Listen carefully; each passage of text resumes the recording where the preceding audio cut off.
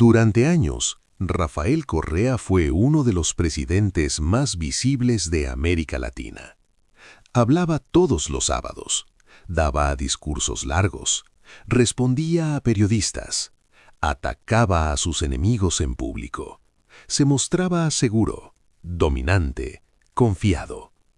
Era un político que no parecía esconderse, o eso creían muchos. En televisión, Correa aparecía constantemente, en cadenas nacionales, en actos públicos, en inauguraciones, en eventos internacionales. Parecía estar siempre presente, siempre activo, siempre al mando. Pero mientras el país veía esa imagen, otra historia comenzaba a formarse, muy lejos de las cámaras, muy lejos de los micrófonos, muy lejos de la luz.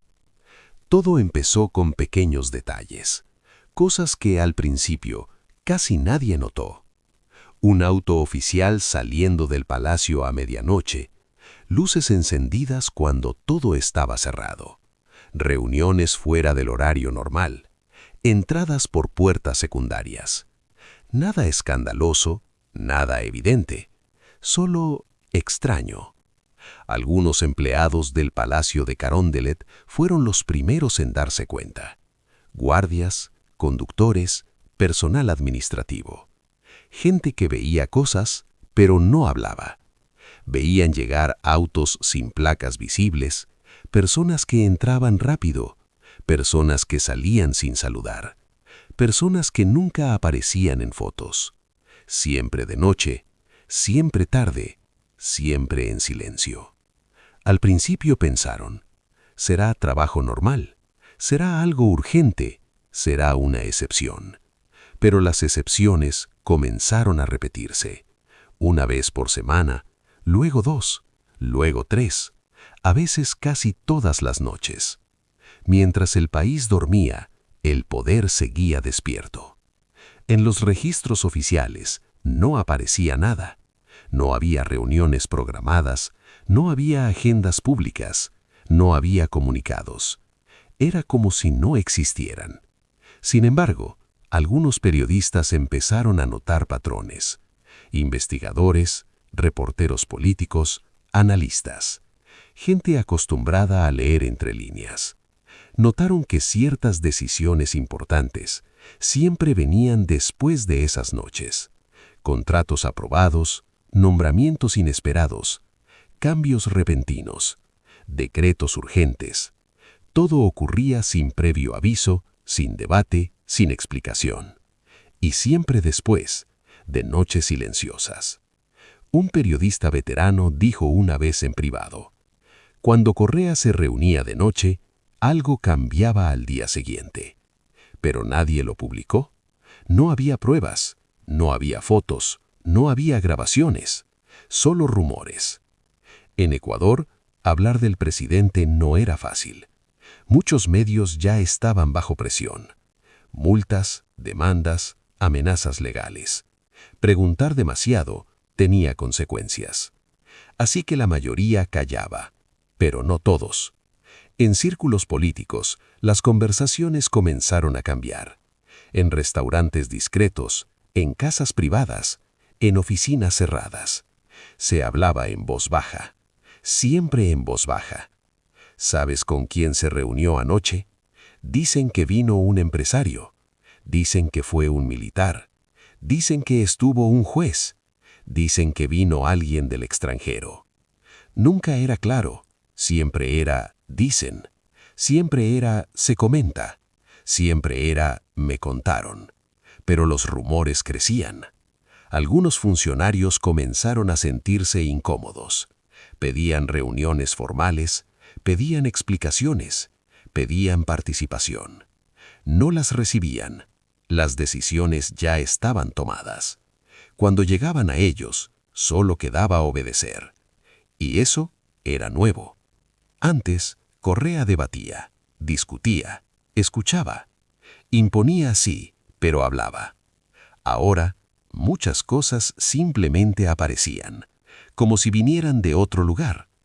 Algunos ministros empezaron a preguntarse, ¿Con quién habla realmente el presidente? ¿Quién lo convence? ¿Quién le propone estas cosas? Nadie tenía una respuesta clara. En público, todo seguía normal. Correa sonreía, bromeaba, atacaba a la oposición. Hablaba de soberanía, de dignidad, de revolución. Pero detrás, la estructura cambiaba. Un asesor que trabajó cerca del poder dijo años después: había dos gobiernos, el de día y el de noche. El de día era visible, con cámaras, con discursos, con aplausos. El de noche, no.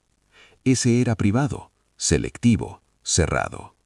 Allí no entraban periodistas, no entraban opositores, no entraban curiosos, solo invitados especiales. Algunos venían una sola vez, otros regresaban, una y otra vez. Siempre sin anuncios, siempre sin registros, siempre sin testigos. Incluso dentro del propio partido, muchos desconocían esas reuniones. Y eso generaba desconfianza, porque cuando un líder poderoso empieza a tomar decisiones en la oscuridad, algo está cambiando. La pregunta era, ¿por qué? ¿Era miedo? ¿Era estrategia? ¿Era desconfianza? ¿Era necesidad? ¿Era manipulación? Nadie lo sabía, pero una cosa estaba clara. Rafael Correa no gobernaba solo desde los discursos, también gobernaba desde la noche. Y ese poder nocturno nadie lo veía, nadie lo controlaba, nadie lo explicaba. Con el paso del tiempo, esas reuniones dejaron de ser una curiosidad, se convirtieron en una costumbre. Y esa costumbre comenzó a definir el rumbo del país, sin que la mayoría lo supiera, sin que nadie lo votara, sin que nadie lo aprobara. Todo ocurría cuando Ecuador dormía. Y ese fue solo el comienzo, porque lo que pasaba en esas noches iba a tener consecuencias, mucho más grandes, mucho más profundas, mucho más peligrosas. Con el paso de los meses, las reuniones nocturnas dejaron de ser un simple rumor. Se convirtieron en un sistema, un método, una forma paralela de gobernar. Ya no eran encuentros improvisados, no eran visitas casuales, no eran emergencias. Todo estaba organizado, con precisión, con cuidado, con silencio. Los horarios eran extraños, a veces después de las 10, a veces pasada la medianoche, a veces cerca del amanecer. Cuando la ciudad dormía, cuando las calles estaban vacías, cuando nadie miraba. Los invitados nunca entraban por la puerta principal. Nunca. Usaban accesos laterales, garajes subterráneos, puertas de servicio, entradas traseras. Algunos llegaban en autos oficiales sin placas, otros en vehículos privados, otros con escolta discreta. Nadie anunciaba su llegada, nadie tomaba fotos, nadie registraba nombres. Dentro del palacio, el protocolo desaparecía. No había recepciones, no había asistentes, no había actas, solo un pequeño grupo de seguridad. Y silencio. Las cámaras internas, curiosamente, en ciertas zonas, dejaban de funcionar. Algunas eran apagadas, otras redirigidas, otras simplemente fallaban. Siempre durante esas horas. Un extrabajador del palacio confesó años después. Había pasillos donde nadie podía entrar de noche. Estaban prohibidos. Si alguien se acercaba, era apartado, sin explicaciones. Órdenes de arriba. Eso bastaba. Los teléfonos estaban prohibidos. Nada de grabar, nada de fotos, nada de mensajes. Todo debía quedar en la memoria. Y la memoria es frágil. Los participantes tampoco eran siempre los mismos. Eso era parte del diseño. Algunos aparecían una vez, nunca más. Otros regresaban con frecuencia, demasiada frecuencia. Empresarios, banqueros, constructores, importadores, personas con dinero, con influencia, con contactos, también militares, oficiales, comandantes, asesores de seguridad, personas con poder, con información, con fuerza, y en ocasiones, jueces, fiscales, funcionarios judiciales, personas que podían decidir destinos. Nunca se anunciaba su presencia, nunca se confirmaba, nunca se negaba. Todo quedaba en la sombra. Algunos asistentes decían que las reuniones eran tensas, no eran charlas amistosas, no eran reuniones sociales, eran duras, directas, a veces agresivas. Se hablaba de contratos, de leyes, de investigaciones, de procesos, de lealtades. Se discutían temas que nunca aparecían en público.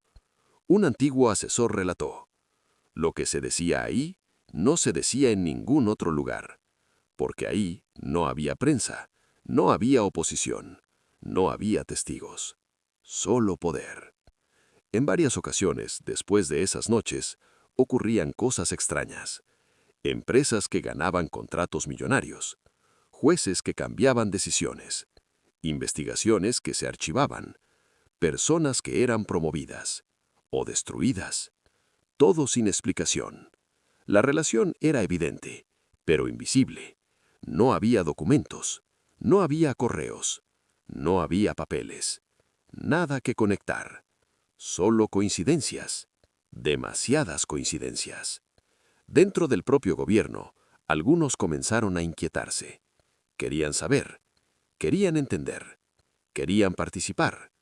No podían, no estaban invitados. Eso los convertía en extraños dentro del poder. Algunos comenzaron a sentirse marginados, ignorados, desplazados, y eso generó resentimiento. En reuniones diurnas, muchas decisiones ya estaban definidas. Cuando alguien preguntaba, ¿por qué? La respuesta era, es decisión presidencial. Pero nadie había visto esa decisión tomarse. Nunca se había discutido. Nunca se había votado. Nunca se había analizado. Simplemente existía, como si hubiera sido creada en otro mundo. Y en cierto sentido, lo era. Era creada en la noche. Un exfuncionario confesó: nos enterábamos de cosas cuando ya estaban firmadas. Eso no era normal. No en una democracia. No en un sistema formal. Pero era la nueva regla. Mientras tanto, los medios seguían sin acceso. Las preguntas incómodas eran evitadas. Las investigaciones eran frenadas. Algunos periodistas que intentaron seguir el rastro fueron presionados, demandados, intimidados. Otros perdieron espacios. Otros perdieron trabajos. El mensaje era claro: no investigues la noche, porque la noche no debía ser tocada. En el entorno internacional, algunos diplomáticos también notaron cambios. Reuniones privadas, acuerdos rápidos, negociaciones cerradas, sin transparencia, sin registros.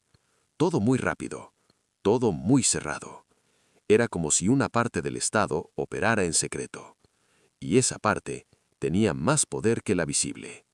Lo más inquietante es que muchas personas aceptaron eso. Por miedo, por conveniencia, por ambición. Preferían no saber, porque saber implicaba riesgos, implicaba enfrentarse, implicaba hablar, implicaba perder. Así el sistema se consolidó, noche tras noche, reunión tras reunión, decisión tras decisión, hasta que dejó de ser una excepción. Se convirtió en la norma. Un gobierno paralelo, sin votos, sin cámaras, sin controles, solo con puertas cerradas. Y lo peor es que casi nadie fuera de ese círculo sabía lo que realmente pasaba.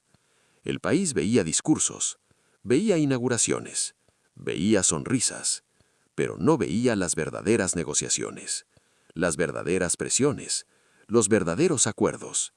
Todo ocurría cuando nadie miraba.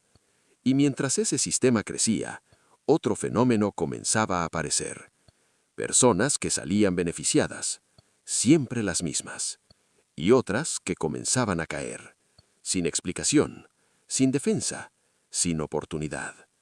Eso marcaría el siguiente capítulo, Porque esas reuniones sin testigos no solo escondían poder, también escondían consecuencias. Y pronto, esas consecuencias serían imposibles de ocultar. Con el tiempo, las reuniones nocturnas dejaron de ser un misterio aislado.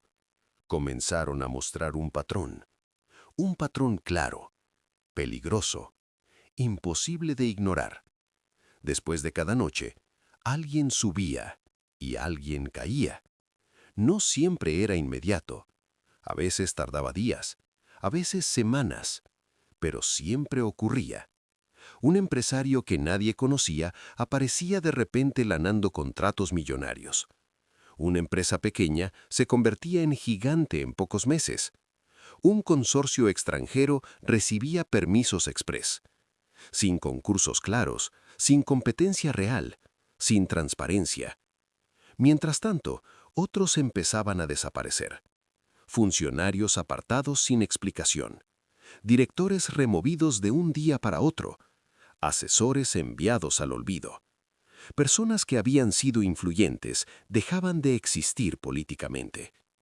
En los pasillos del poder se empezó a hablar de la lista invisible. Una lista que nadie había visto, pero que todos temían.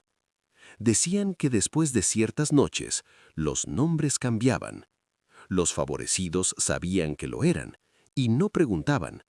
Los castigados entendían el mensaje, y callaban. Un exministro relató años después: podías pasar de ser intocable a ser nadie en una semana. Y nadie te explicaba por qué. Las decisiones no se discutían, no se apelaban, no se revisaban. Simplemente se aceptaban. En el mundo empresarial, el fenómeno fue aún más evidente. Algunos empresarios comenzaron a ser invitados repetidamente, siempre los mismos, siempre discretos, siempre sin prensa. Después, sus negocios explotaban. Créditos públicos, contratos estatales, exoneraciones, protecciones legales. Todo fluía. Otros empresarios, en cambio, comenzaron a ser investigados. Auditorías, multas, demandas, bloqueos. Algunos quebraron, otros huyeron, otros guardaron silencio. El mensaje era claro: o estabas dentro, o estabas fuera. Y entrar no era público, era nocturno. En el sistema judicial ocurrió algo similar. Jueces que eran incómodos eran trasladados, o suspendidos, o investigados. Fiscales críticos perdían casos, o perdían cargos. Mientras tanto, otros ascendían rápidamente, demasiado rápido, sin méritos visibles, sin trayectoria clara, pero con buenas conexiones nocturnas. Dentro del propio gobierno, muchos empezaron a vivir con miedo. No miedo a la oposición, no miedo a las elecciones, miedo al teléfono, miedo a recibir una llamada, miedo a no recibirla, porque una llamada podía significar promoción o caída. Algunos funcionarios confesaban: vivíamos pendientes de quién había estado anoche. Si un rival había sido visto entrando, era mala señal. Si un aliado había salido sonriente, era buena. Todo giraba alrededor de rumores, de gestos, de miradas. Se desarrolló una cultura del silencio. Nadie criticaba, nadie cuestionaba, nadie dudaba. Porque dudar era peligroso. Algunos intentaron resistir, intentaron mantener principios, intentaron hablar. No duraron. Fueron aislados, desplazados, desprestigiados, convertidos en ejemplo para que los demás aprendieran. En la política interna, el fenómeno también era evidente. Candidaturas decididas sin consulta, listas cerradas, nombramientos impuestos. Todo venía de arriba, pero arriba ya no estaba claro. ¿Era Correa? ¿Era su entorno? ¿Era el círculo nocturno? Nadie lo sabía con certeza. Y esa incertidumbre era parte del control. Porque cuando no sabes quién manda, no sabes a quién enfrentarte. Así el sistema se volvió más autoritario, más cerrado, más opaco. no por decreto, sino por miedo. Miedo a perderlo todo, miedo a ser el próximo. En privado algunos lo admitían. Esto ya no es política, es supervivencia.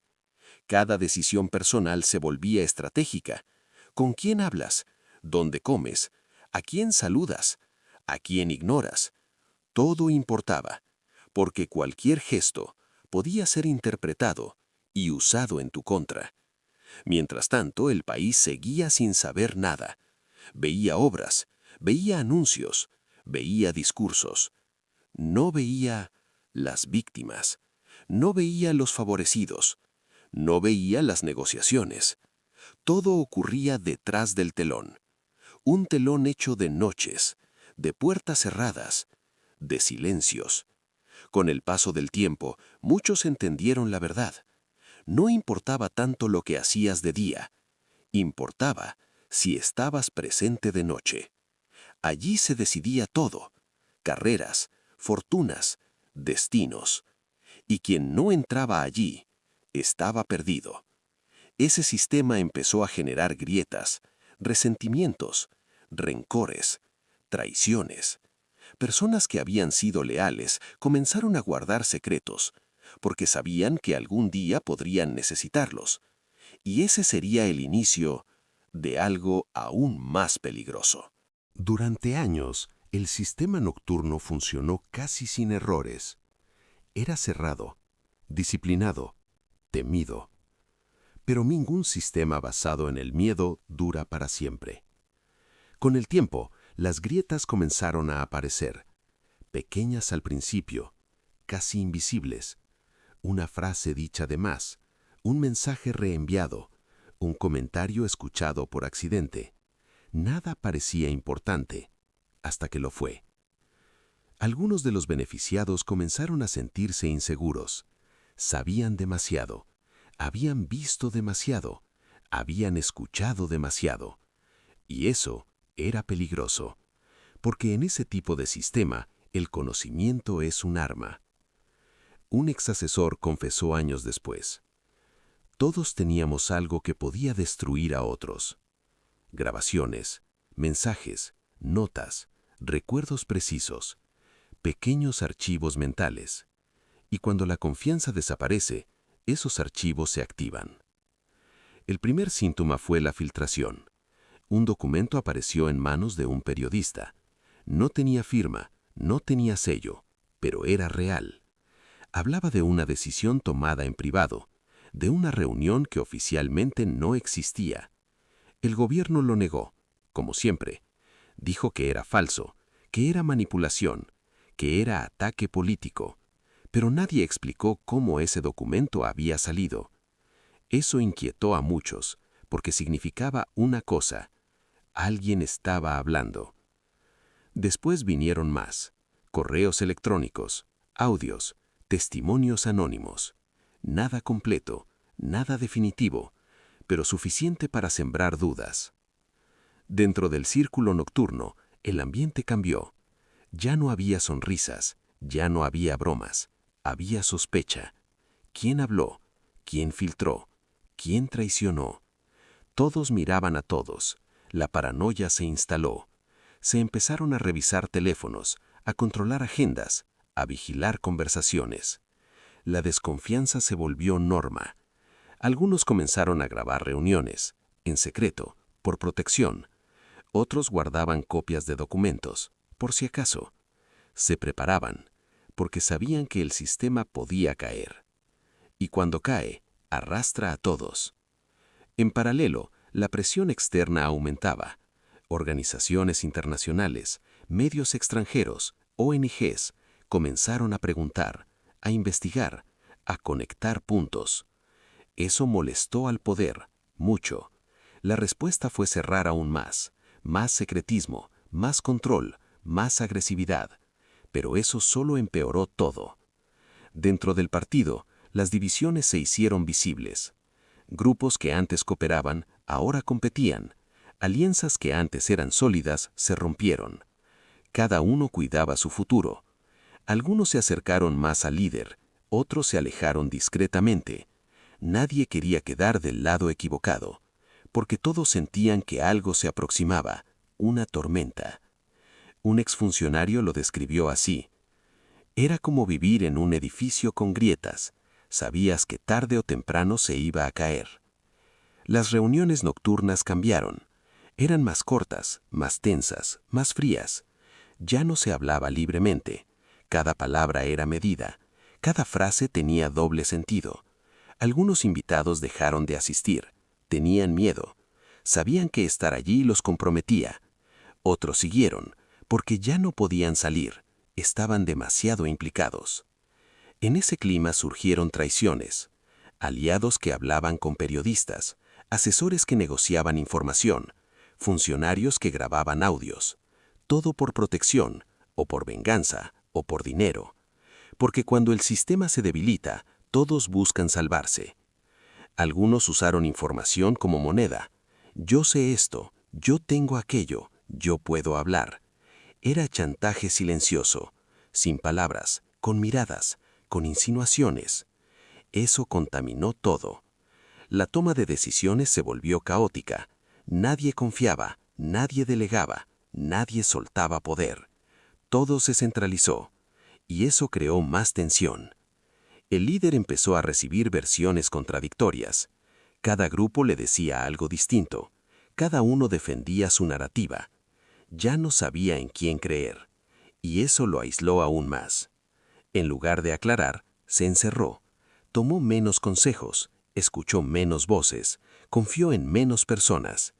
El círculo se redujo, y cuanto más pequeño era, más peligroso se volvía, porque un pequeño grupo puede equivocarse fácilmente, y nadie lo corrige. Mientras tanto, en el país, la percepción comenzaba a cambiar. La gente notaba contradicciones, promesas incumplidas, escándalos, rumores. La confianza bajaba. Y el poder lo sabía. Pero ya era tarde. El sistema que funcionó en secreto ahora estaba enfermo, lleno de miedo, lleno de traiciones, lleno de dudas. Y eso solo podía terminar de una forma, con una explosión, no necesariamente visible, pero devastadora. Porque cuando el silencio se rompe, la verdad no sale despacio, sale como una avalancha. Y eso estaba a punto de ocurrir. Durante mucho tiempo, el sistema nocturno había sobrevivido gracias a una sola cosa: el silencio. Mientras nadie hablara, mientras nadie mostrara pruebas, mientras nadie se atreviera, todo podía continuar. Pero el silencio empezó a romperse. Y cuando se rompe, ya no hay marcha atrás. Al principio fue casi imperceptible. Una nota pequeña en un medio digital, un comentario en una entrevista, una frase perdida en una investigación. Nada explosivo, nada definitivo, pero suficiente para despertar curiosidad. Algunos periodistas comenzaron a unir piezas, fechas, horarios, visitas, decisiones. Lo que antes parecían coincidencias, empezó a formar un mapa incómodo. Se dieron cuenta de algo clave. Muchas decisiones importantes tenían el mismo origen temporal, siempre después de ciertas noches. Eso no podía ser casualidad. Comenzaron a buscar fuentes, exfuncionarios, exasesores, empresarios alejados, personas desplazadas, gente resentida, gente con miedo, gente cansada de callar. Y poco a poco, algunos hablaron. No en público, todavía no. Primero en privado, con grabadoras apagadas, con teléfonos fuera, con puertas cerradas. Decían, sí, existían esas reuniones. Sí, se decidían cosas allí. Sí, nadie hacía actas. Sí, se presionaba, pero pedían anonimato. Siempre. Porque sabían lo que estaba en juego.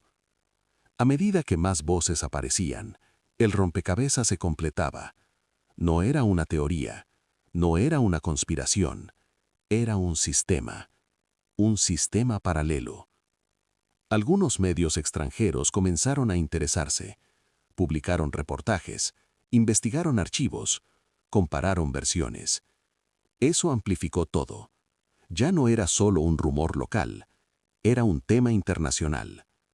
El gobierno reaccionó rápidamente. Negó todo. Dijo que era mentira, que era persecución, que era venganza política. Atacó a los periodistas, atacó a las fuentes, atacó a los medios, pero no explicó los detalles. Nunca mostró agendas, nunca presentó registros, nunca aclaró fechas. Solo negó. Y eso, en lugar de cerrar el tema, lo hizo crecer. En las redes sociales, la gente empezó a hablar. Compartían artículos, hacían preguntas, comparaban versiones. ¿Por qué nunca habló de esto? ¿Por qué no hay documentos? ¿Qué escondían? Las dudas se multiplicaban. En el propio partido, algunos comenzaron a distanciarse. No públicamente, aún no, pero en privado. Ya no defendían con la misma fuerza. Sabían que el tema era real y temían quedar asociados. Mientras tanto, algunos antiguos aliados decidieron protegerse, publicaron memorias, dieron entrevistas, contaron su versión, siempre incompleta, siempre selectiva. Decían lo justo para salvarse, pero cada versión abría nuevas preguntas, cada testimonio dejaba huecos, cada explicación parecía insuficiente. En varios casos, aparecieron documentos filtrados, correos, mensajes, notas internas, nada definitivo, pero muy revelador. Mostraban coordinación, mostraban presión, mostraban órdenes informales. Confirmaban lo que muchos sospechaban. El sistema nocturno existía y había dejado huellas. En los tribunales, algunos casos comenzaron a reabrirse. Investigaciones antiguas, contratos cuestionados, nombramientos polémicos. Todo volvió a revisarse, con lupa. Eso generó pánico en algunos sectores. Personas que antes eran intocables empezaron a preocuparse. Contrataron abogados, prepararon defensas, guardaron documentos. Se protegían, porque sabían que la ola podía alcanzarlos. El discurso oficial se volvió más agresivo, más emocional, más defensivo. Se habló de traición, de complots, de enemigos, pero ya no convencía a todos. La narrativa se desgastaba. En la calle, la percepción había cambiado. Ya no era solo política, era confianza. Y la confianza se había roto. Muchos ciudadanos comenzaron a decir, nos ocultaron cosas, no nos dijeron la verdad, decidían sin nosotros. Ese sentimiento era nuevo y peligroso, porque cuando la gente deja de creer, nada vuelve a ser igual. El sistema nocturno, que había sido invisible durante años, ahora estaba expuesto. No completamente, no con todos los detalles, pero suficiente. Suficiente para que nadie pudiera fingir que no existía. Suficiente para que la historia cambiara. Y aunque muchas verdades nunca fueron confirmadas, la duda quedó. Una duda permanente. ¿Hasta dónde llegó ese sistema? ¿Quién participó realmente? ¿Qué se decidió en esas noches? ¿Qué se perdió allí? Preguntas sin respuesta, pero imposibles de borrar. Porque cuando la oscuridad se ilumina, aunque sea un poco, ya no vuelve a ser igual. Y eso marcó el principio del fin. El principio del final de una forma de gobernar, de una manera de controlar, de un poder oculto que había dominado durante años sin ser visto. Cuando las luces se apagaron y el ruido mediático disminuyó, quedó algo más difícil de borrar. Las preguntas. Preguntas que nadie respondió por completo. ¿Quién organizó realmente las reuniones? ¿Quién las autorizó? ¿Quién participó siempre? ¿Quién solo una vez? ¿Quién se benefició más? Nadie publicó una lista. Nunca existió un informe oficial. Nunca hubo una comisión independiente. La historia quedó fragmentada. Cada persona contó su versión. Cada grupo defendió su narrativa. Unos dijeron, era trabajo normal. Otros, era estrategia política. Otros, era manipulación. Otros, era corrupción. Pero ninguna versión fue confirmada. Los archivos nunca se abrieron. Los registros nunca aparecieron. Las grabaciones nunca existieron. Oficialmente. Con el paso de los años, muchos protagonistas se alejaron. Algunos salieron del país. Otros se retiraron. Otros guardaron silencio. Y ese silencio se volvió parte de la historia. En entrevistas posteriores, cuando se les preguntaba por las noches, evitaban responder. Cambiaban de tema. Sonreían. Negaban. Decían, no recuerdo. Eso no es importante. Es pasado. Pero para muchos ecuatorianos, no lo era. Porque esas decisiones ocultas tuvieron consecuencias reales. Contratos que marcaron la economía, nombramientos que influyeron en la justicia, políticas que afectaron generaciones. Nada fue abstracto. Todo tuvo impacto. El país que quedó después no era el mismo. Más polarizado, más desconfiado, más escéptico. La idea de que todo se decide arriba se instaló en la mente colectiva. Y eso dañó algo profundo, la fe en las instituciones. Muchos jóvenes crecieron creyendo que la política es un juego oculto, que las elecciones no bastan, que el poder real está en la sombra. Esa herencia es invisible, pero poderosa. El legado de Correa quedó dividido. Para algunos fue un reformador, para otros un autoritario, para otros una mezcla, pero casi todos coinciden en algo. Su gobierno cambió las reglas, y parte de ese cambio ocurrió fuera de la vista pública. Hoy, cuando se revisa ese periodo, los historiadores encuentran vacíos, fechas sin contexto, decisiones sin explicación, procesos sin origen claro, huecos, espacios en blanco, zonas oscuras, zonas donde solo quedan testimonios. Y los testimonios son frágiles, porque dependen de memoria, de interés, de miedo.